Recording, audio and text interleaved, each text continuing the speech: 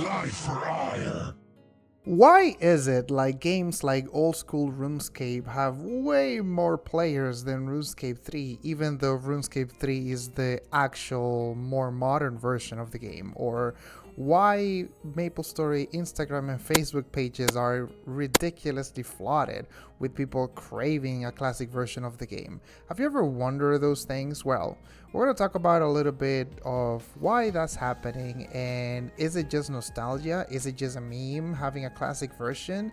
Well, you will realize that it's more than that, but we're going to talk about why is it that people are liking the classic version of a game, even though it's simpler, less packed with more modern stuff and all of that. So let's get started.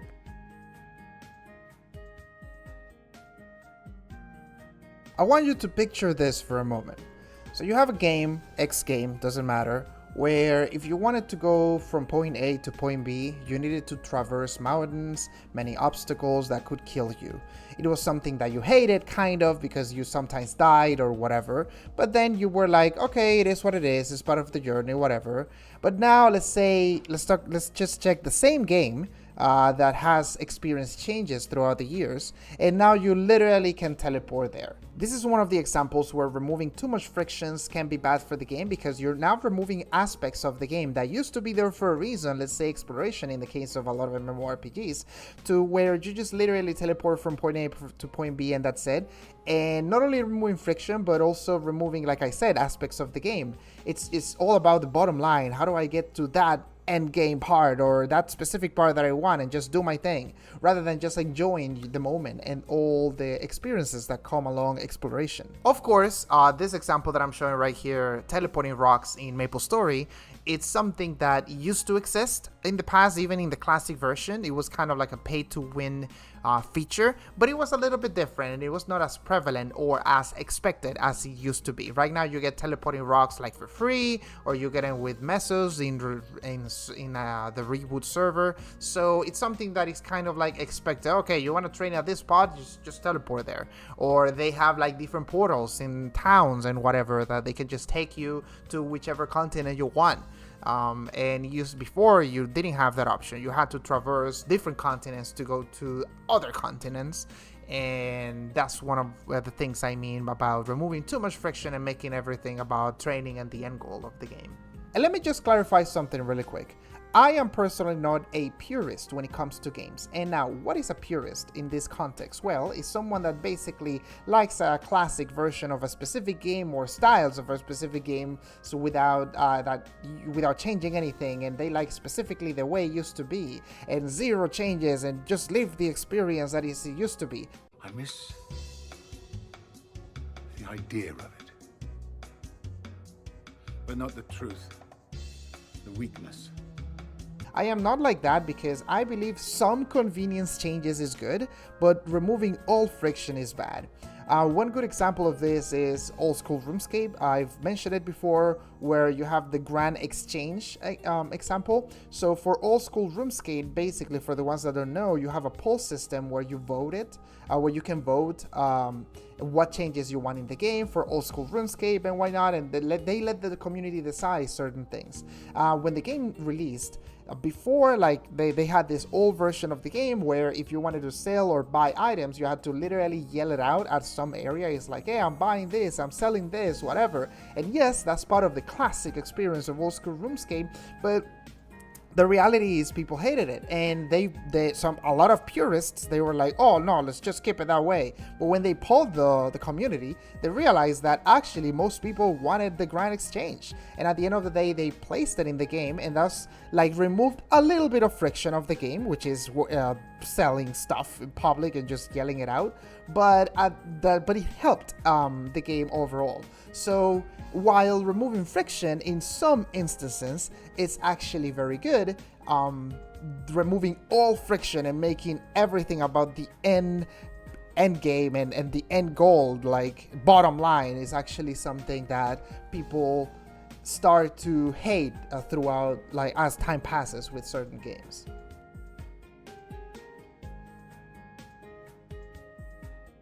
I don't get why it is becoming harder and harder to find the freaking play button in some games.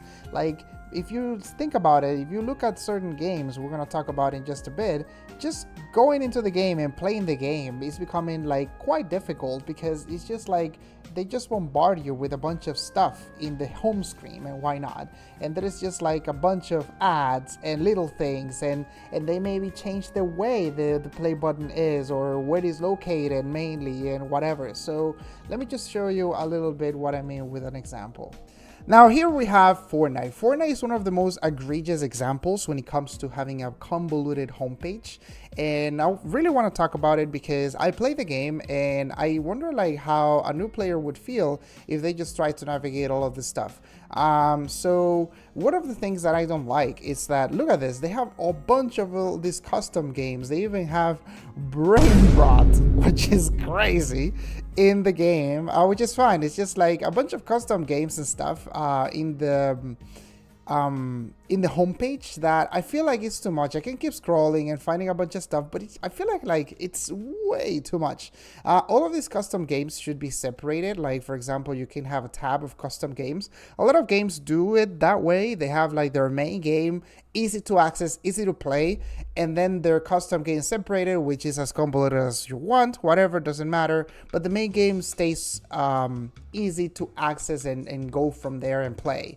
Like, for example, right now I have selected the played option, but I don't see actually an option to play.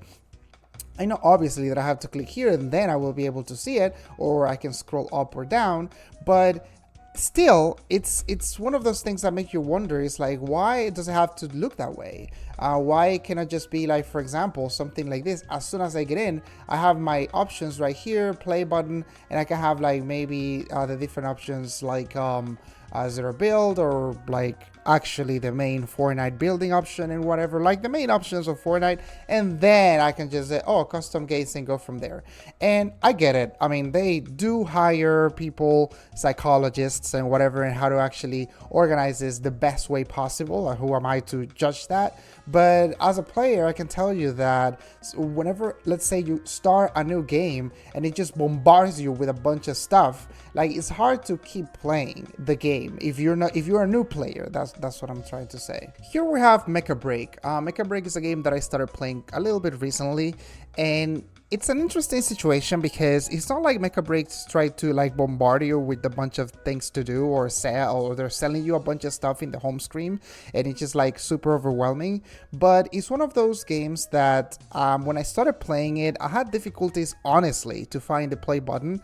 I understand now that strike here is the play button, and then you can select your different modes by clicking here. But look, like when you click like this option, like it just transports you to this whole stuff. It's like, and then because this is the main thing that you see, it's like, oh, this is where I select my mode. Like if I want to go casual or whatever, your vision completely goes to this section and ignores this part right here, which is actually where you go to rank and casual. So why, if I click like select mode, it just sends me to this whole mecha looking at this map, whatever, and I want to just start selecting these options right here. I want to just like, oh, let me select this thing. But it's actually not the case. Like, it's right here. It's as simple as that. And I feel like Mecha Break is a little bit too confusing when it comes to these menus. I shit you not, I had issues to find the shop. Normally the shop is shop. And normally the games that have microtransactions make sure that this is as visible as possible. But actually, I was like, where do I find the shop? I see Matrix Marketplace, and this is kind of where the shop is. There are other aspects of the shop, but it's kind of hard to actually find.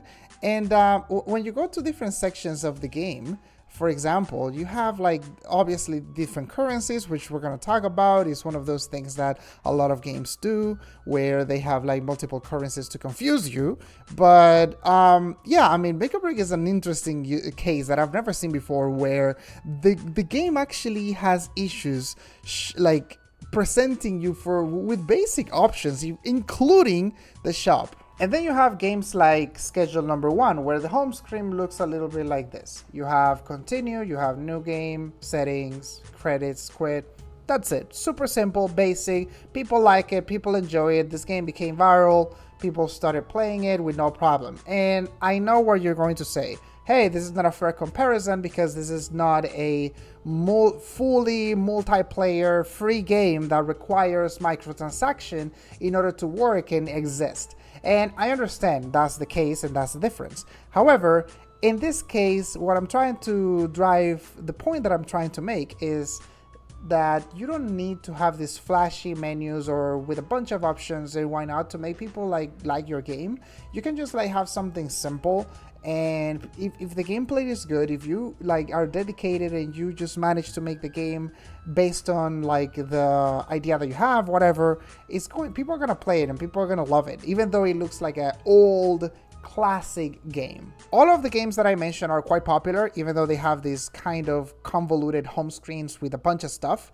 But people may feel when they see these home screens, these new home screens, that they're shoving products in their faces and they just like want to play the game and yes, have the options to purchase stuff, but not like have a bunch of vendors like in your faces, hey, you want to purchase this, or do you care about this? This is how Fortnite, for instance, used to look like some time back. And yes, this looks uglier, obviously, than what we have right now. Change is good, like I mentioned before, but this feels simpler to navigate and interact with. Like this home screen, you have the play button is right there.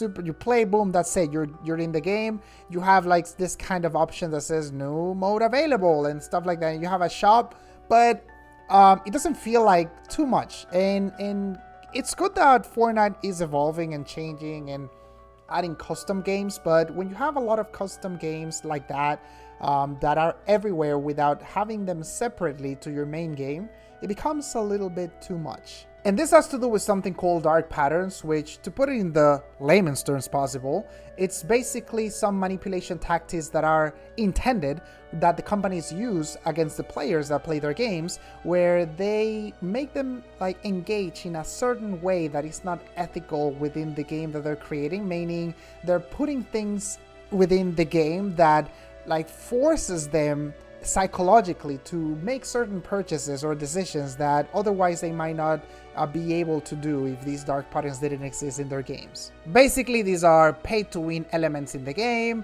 You have loot boxes in the games. You have like fear of missing out, meaning you have elements in the game that may be gone forever if you don't log in at a certain time right now within like this time range, or else like the offer is gonna be gone or whatever, or removing or changing kind of like where you can undo a purchase or cancel a purchase, like making it harder for you to, making it easy to purchase but harder to like remove the purchase. Things like, for example, different currencies within currencies. You have like, rather than having like dollar values, you have like, oh, you have this coins and this coins and different coins, like Marvel Rivals. You have like 3 or 4 different coins, and in Mecha Break as well, you have 3 different types of coins, and it's like, which one is which? And you don't have like a one-to-one dollar value to these things. And those are elements that obviously companies have hired psychologists to like basically decide and study the behavior of players and what's better for the bottom line of the company.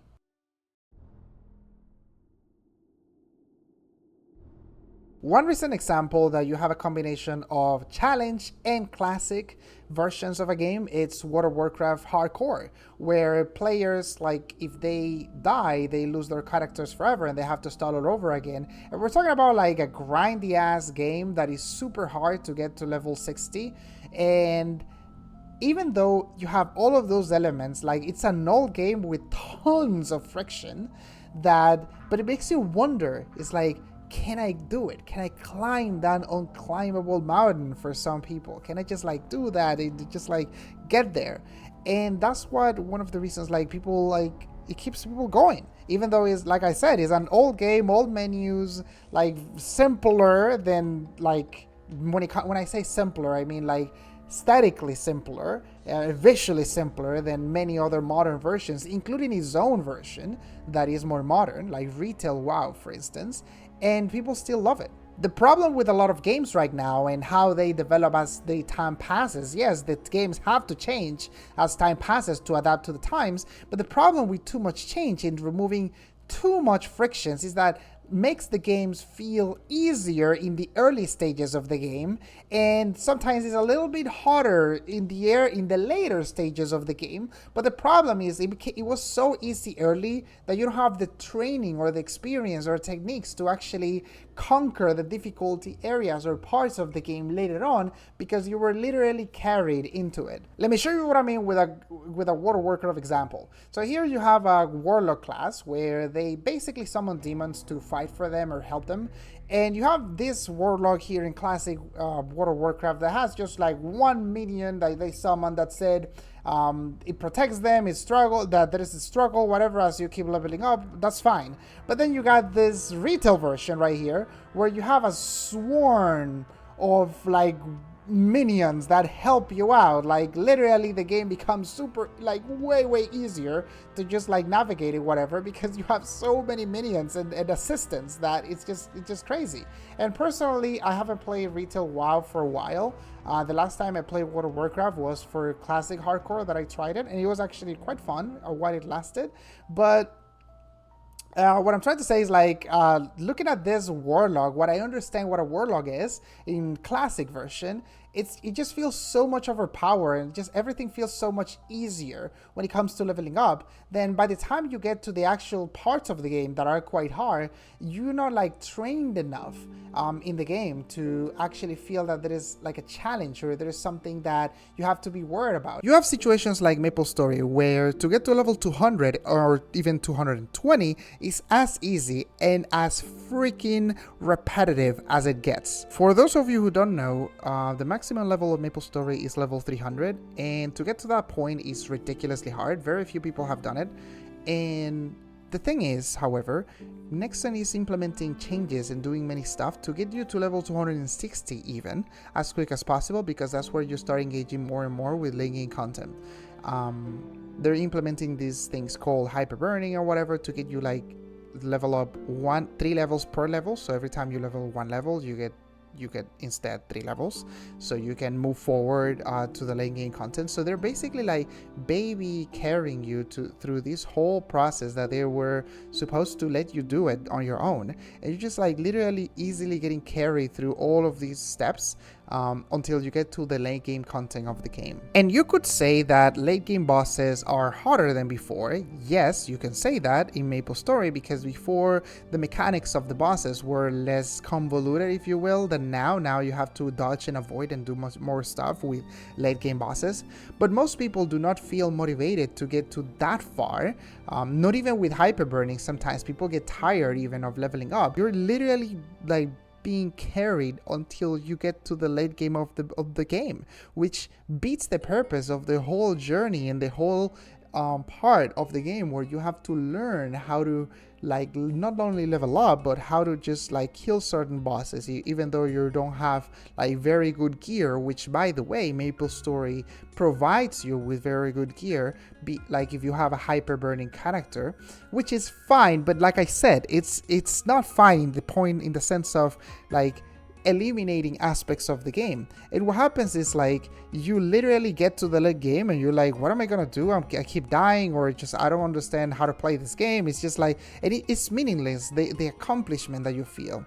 It's like, for example, you have someone that gets carried from a helicopter to the hardest part of Mount Everest and tell them good luck. That person literally will die if you put him in that situation, because that person didn't go through the whole process of getting to the hardest point of Mount Everest. When that person gets to the hardest point, backing down, it's even like you feel more compelled to try to finish this. Is like, well, I've got myself to this point, might as well just finish it. But in the cases that I explained in MapleStory, for example, if you literally get carried to late game, you're like, oh, so I am here and that's it.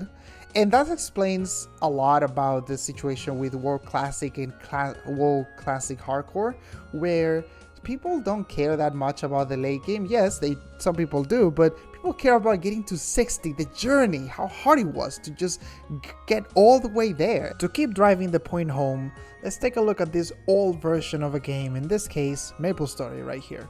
You have this character here training, It is taking its time to kill mobs, you know, it is just like engaging, and it is preparing you for the late game overall at the end. And you're just like trying to enjoy killing mobs. It feels like you're actually doing something, like it's not like you're one-shotting everything. Like you have to pay attention, you have to just make sure that you're doing your training properly and everything is fine. Now let's look at this other character over here, literally one-shotting everything, like nothing. It's like mobbing is meaningless, nothing is happening. It's just like the guy is literally one-shotting everything. Classes that used to be more specific for, let's say, like one-shotting or hitting very hard one by one, are now like one-shotting everything. Every single class one-shots every single mob, and you just like trained like in a meaningless, like brainless way, and it's just about killing the bosses and just like getting to the late game. So this kind of shows what I tried to say. And this is why a lot of classic versions of games are getting a lot of popularity. It's because people enjoy the struggle and enjoy this small friction that you have in different games. Like little changes are fine. I'm not saying that changing games or improving them in certain way is not good. In a lot of cases it is. But in the majority of the cases, you end up in situations where you just like make the game so much easier and so focus on, let's say, your late game or certain other aspects, that the game becomes like boring. People don't care that much anymore. People play it a little bit and then just like move on to other things. So that's basically it with the video. All I wanted to drive home is that classic games are on the rise, obviously, and there is a reason for it. People like simplicity, but at the same time some friction in games. They like some challenge, some difficulty. They want to just like steadily progress through certain aspects of a game and areas, rather than just like making everything as easy as possible. So if you guys like the video, make sure to like and subscribe if you would like to keep watching this kind of content, and I will see you guys in the next one. Take care.